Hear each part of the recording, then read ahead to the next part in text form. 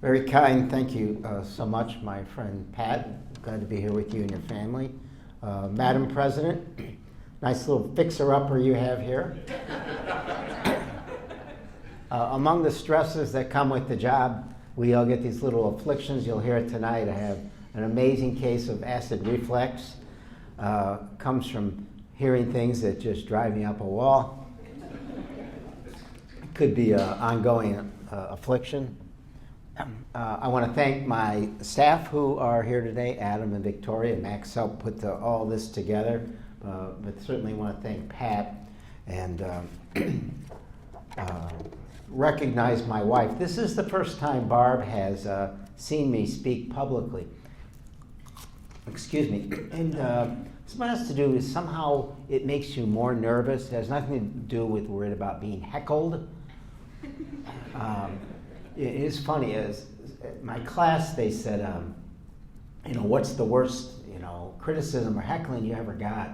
And I said, someone said that I have a face for radio and a voice for print. And they said, how did you respond? I said, Mom. So, I have a lot of folks to be grateful for. It is tough in this business, right? I mean, I bought into this stuff, but you know what happened on January 6th, and I was in the room where it happened. But we have family members, we have spouses that have to live through these things too, and that's unnecessary and unfortunate.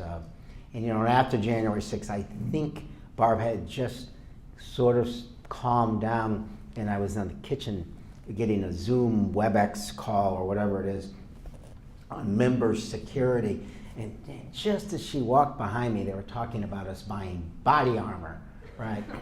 Just the kind of thing you want her to hear.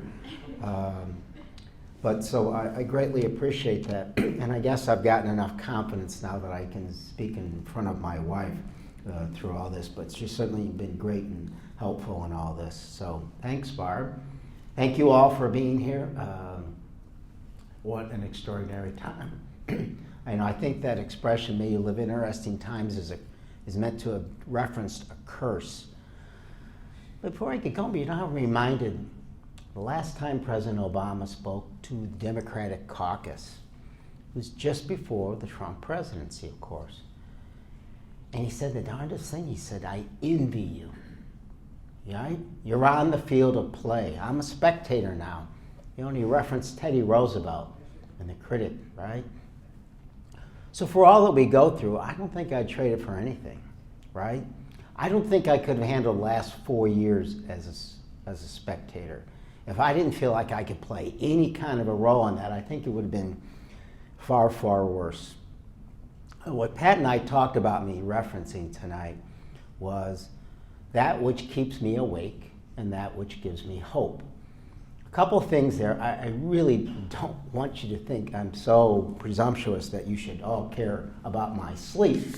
I guess that's just for Barb to worry about. But I think it's sort of a barometer, right? I'm on the House Select Committee on Intelligence. So 3 or 4 times a week, I go down in the balls of the Capitol and I hear stuff that would keep any of you awake, right? Adam Schiff, the chairman, once described we can't talk about what we're brief, but he gave sort of a sense of what it was. These people hate us. These people really hate us. And these people want to kill us tomorrow. And that's sort of a typical intel briefing. So sure, I have a ringside seat for the things that would stress any of us. And honestly, a lot of this depends on when you ask me, right? What gives me hope? What keeps me up at night? If you asked me on January 6th, about 2 in the afternoon in Washington, D.C., while I was in the chambers, my answer might be different than 2 weeks later at almost exactly the same spot, the spot where the insurrectionists stormed the Capitol. Think about that. That's exactly where President Biden was sworn in as 46th president.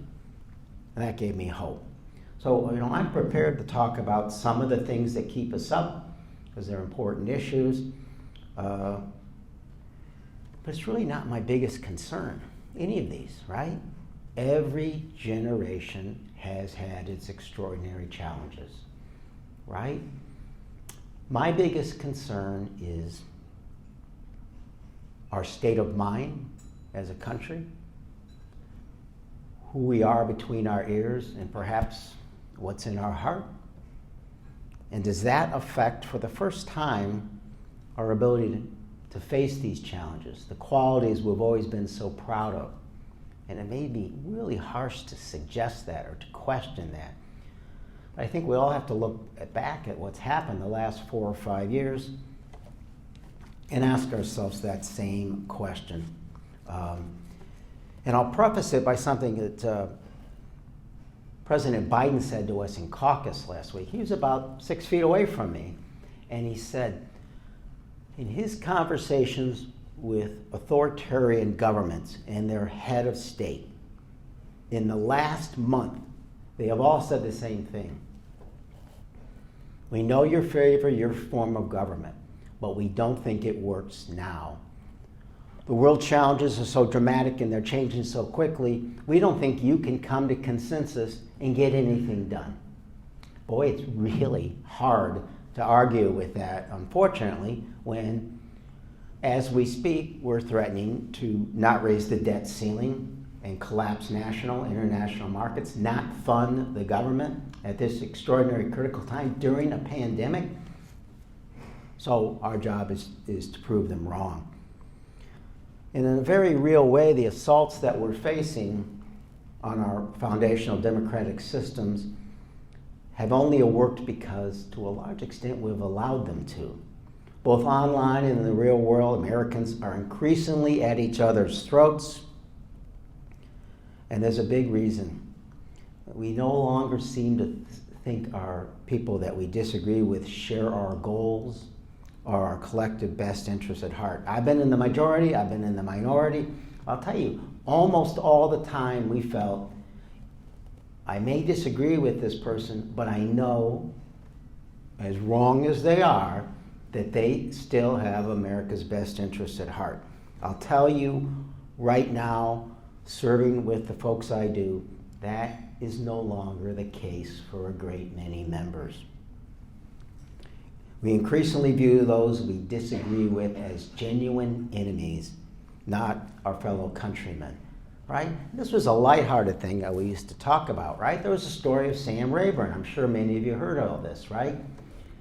Sam Rayburn, Speaker of the House, greeted a freshman member, and the member said, "Mr. Speaker, I'm ready to do enemy. Those terrible Republicans, what do we have to do to beat them?" Speaker goes, "Young man, the Republicans are not the enemy. They're our colleagues across the aisle. We have to work with them for the better of our country. The enemy is the Senate."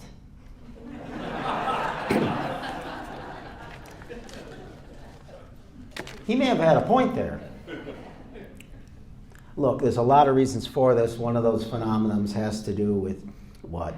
Partisan gerrymandering, social media, congressional districts, inflammatory, misleading rhetoric. A lot of that's been around a long time. But I think one of the key culprits in this disunity is the commodification of news, right?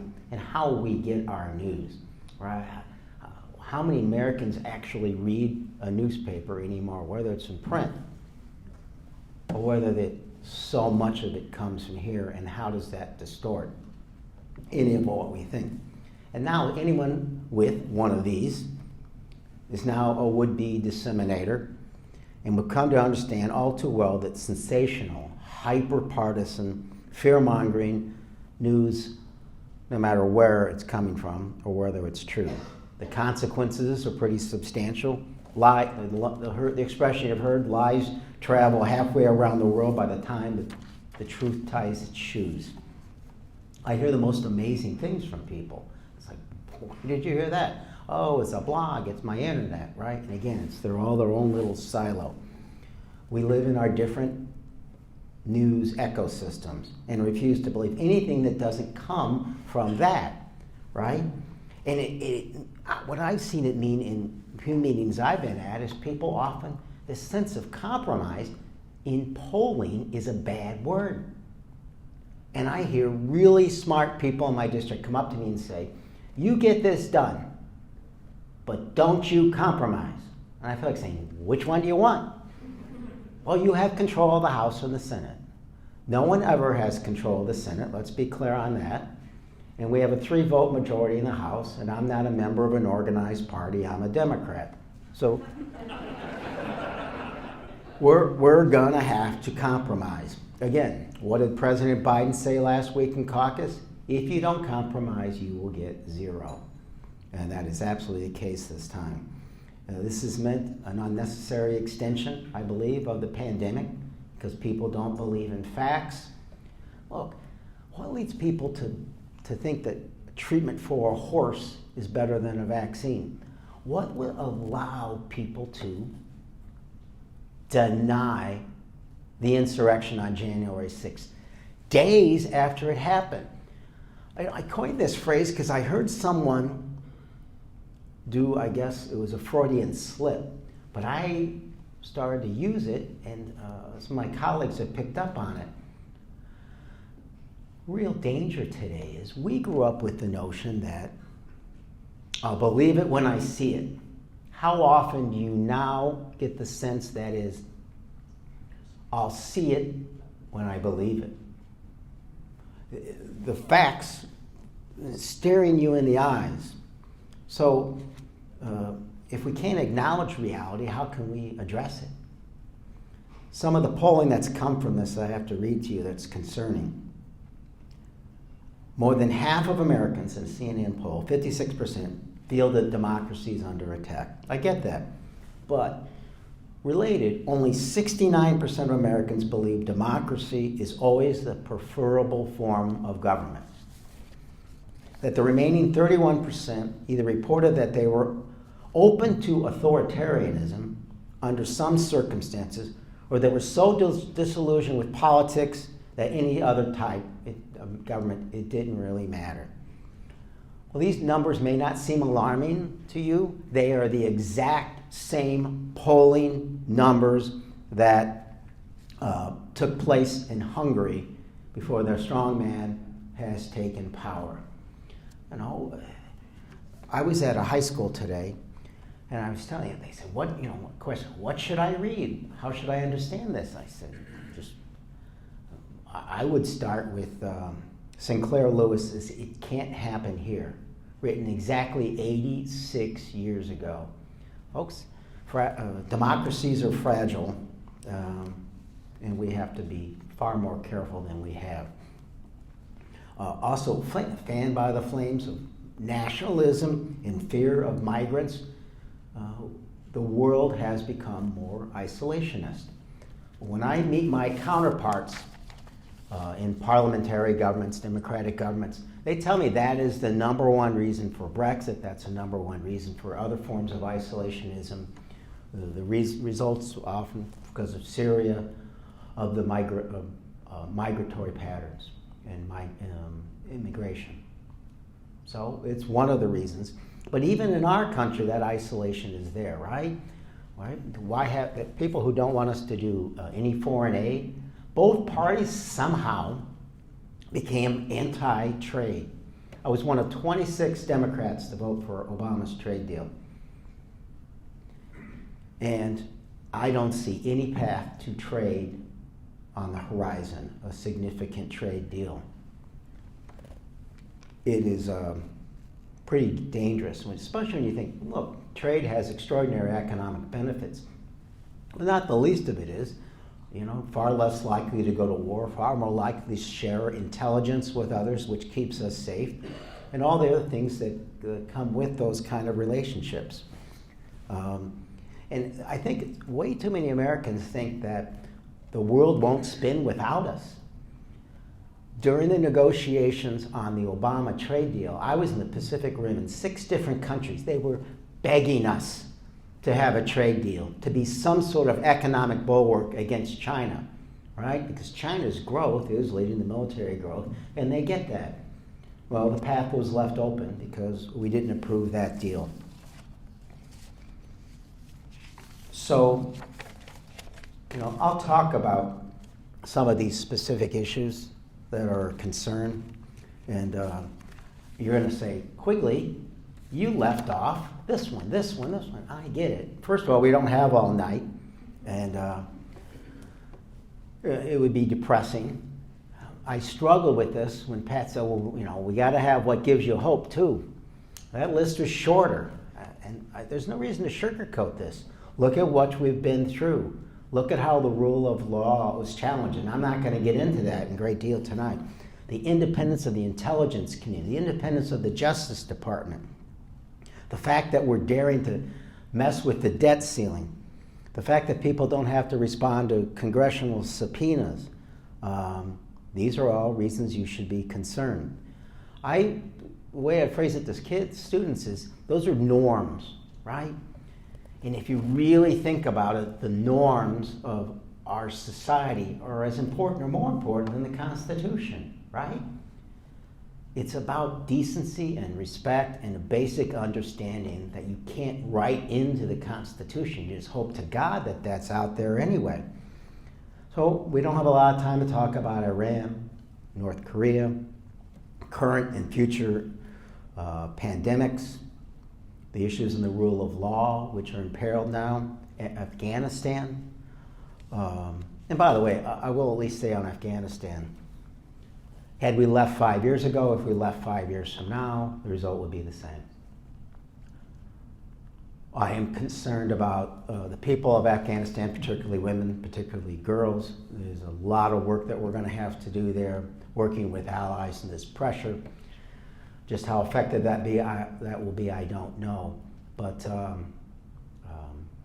as a member of the Intel Committee, the greatest concern, the President talked about over-the-horizon counterterrorism programs. Folks, it will really be important for us to get help there, because that is going to be extraordinarily difficult to maintain any sort of presence there if we're not going to get any assistance. Excuse me. Well, let me just talk about a few other things. It's not going to cheer you up, but again, these are things we're going to have to face. All I'm saying tonight is we got to have the right mindset on this, and we got to have some consensus. Domestic terrorism. FBI Director Wray said something that didn't get enough play. Domestic terrorism is a greater threat right now than those from foreign sources. For those of us, all of us, who lived through 9/11, that's pretty dramatic. And here's the thing, far more difficult to protect against, right?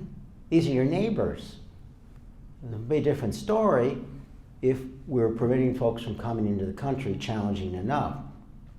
He also testified that the number of domestic terrorism investigations has doubled from 17 to the year 2000, from since 2017 to about 2,000 a year.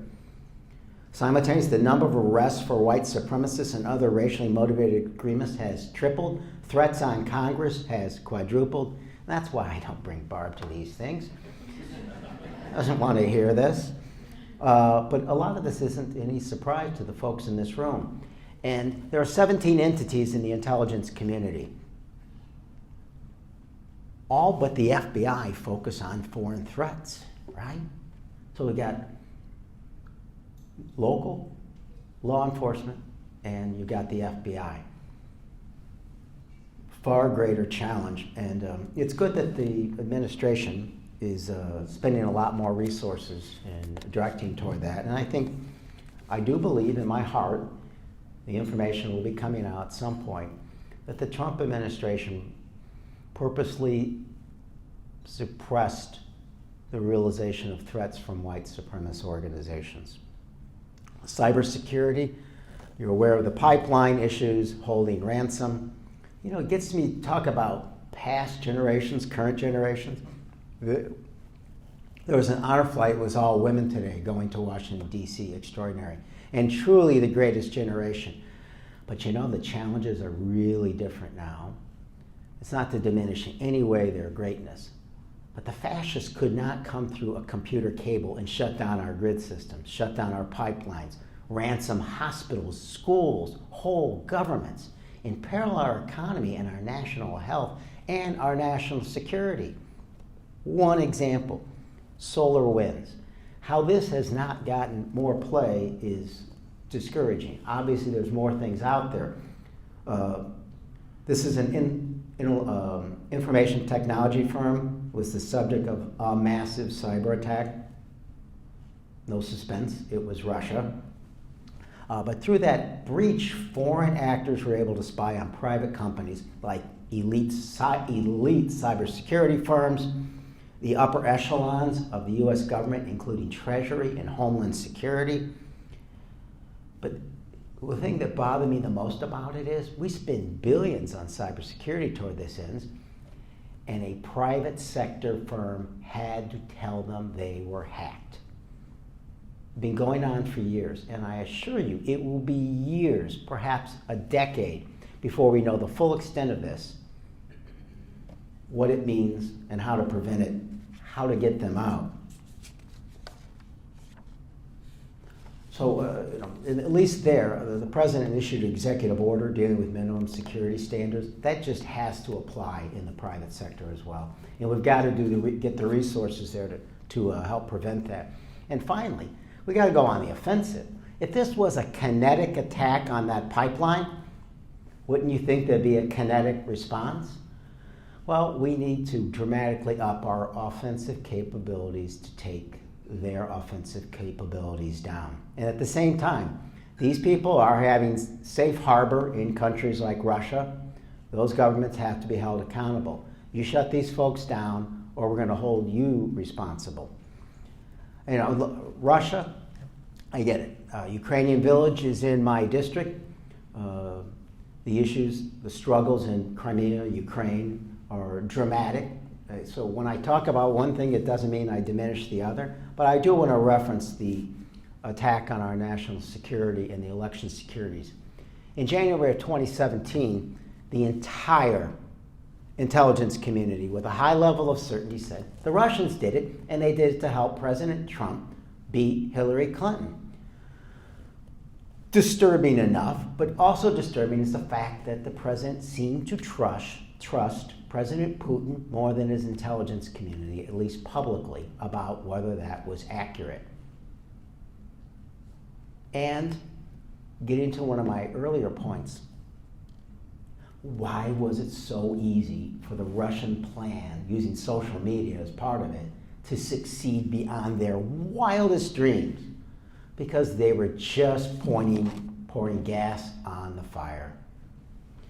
Think about it. We are so willing to accept the worst about each other.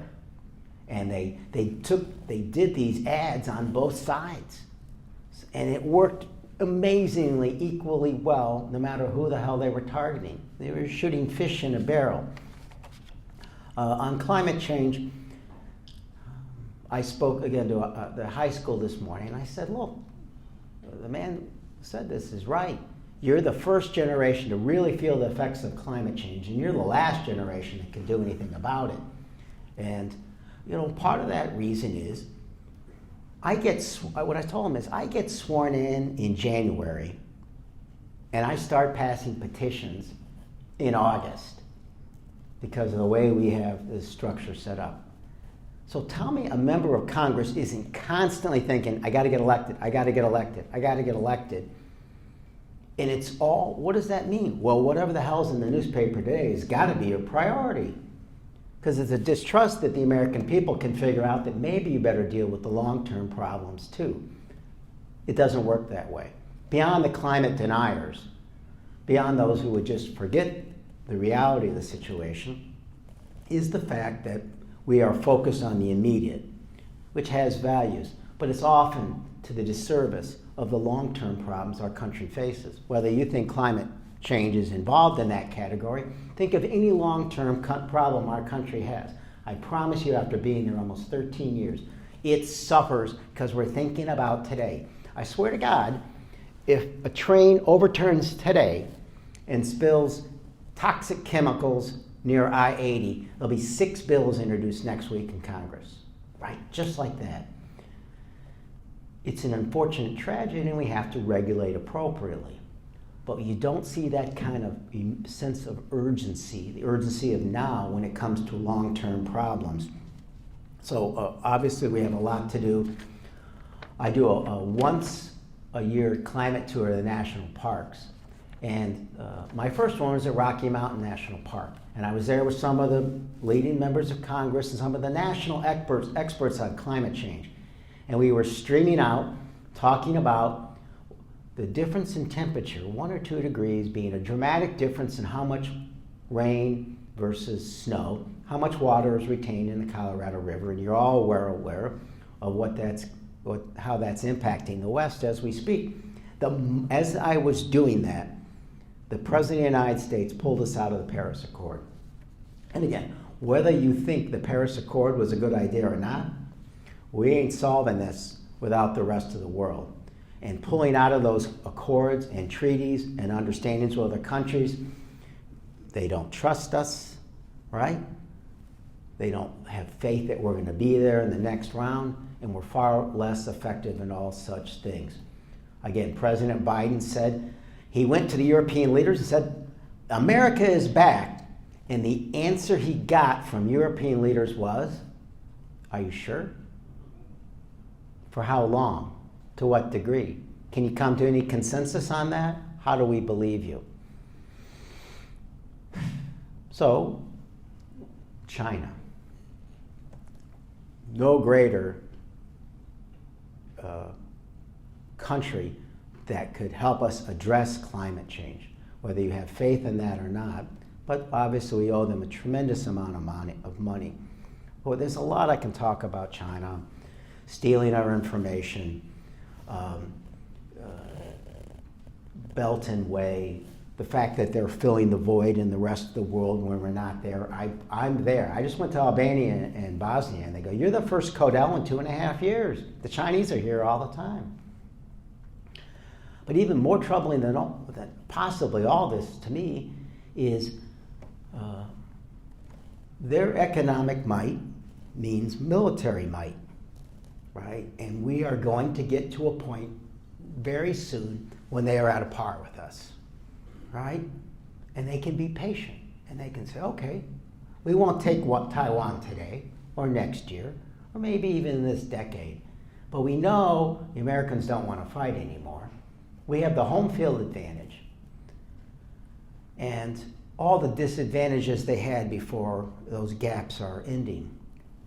So what's fueling that? The whole of government effort that they have on their economy, for example. I'll just give one example. You all know what 4G meant to our economy. So many different sectors of our economy focused on what 4G meant, right?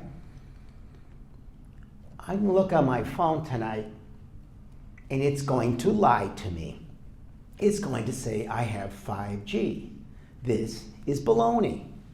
It is someone who, I guess that there's no law that says that you can lie about what 5G is, but just a little preface on this. The real 5G is going to deliver speeds about 100 times faster than 4G and support about 100 times more devices. It is going to be a bigger game changer than 4G was. We aren't in the top 3 in developing 5G technology in the world. It is the Chinese way ahead, and in a distant are 2 other countries, not the United States of America. This will have a profound impact on us. We should be treating 5G and other things the same way we did when Kennedy said we're going to go to the moon and return within a decade. Think about it. We don't do anything well when we do it, half-ass. It is when we think, dream big and build bigger, right? And we give it names, we give it expressions, like a Manhattan Project, right? We think of the Apollo, we think of the New Deal. We have this grandiose sense of that. But clearly at a time when we were unified towards such things because we understood those problems. And it wasn't as if there weren't outliers back then and threats to the American way of thinking. But this feels different. And we got to get a grasp on it as soon as we possibly can. You know, what gives me hope? Discourse like this that you can do in this country, particularly important. I think it's a disadvantage for the Chinese and many other countries that don't have half their population involved in their economy or in their way of life or in their governance. You know, we've always grabbed the ship of democracy, the helm of the ship of democracy, when it was off course. Well, it's off course.